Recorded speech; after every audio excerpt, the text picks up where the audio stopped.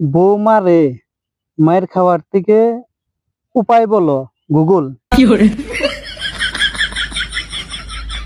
বউর হাতের মায়ের খাওয়ার থেকে কেমনে বাঁচমু সেটা বলো।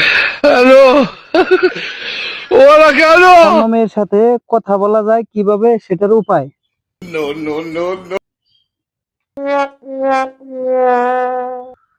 বাঁচতে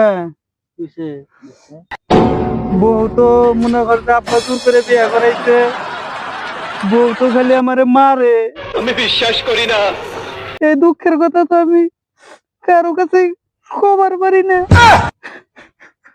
কি আর করবা।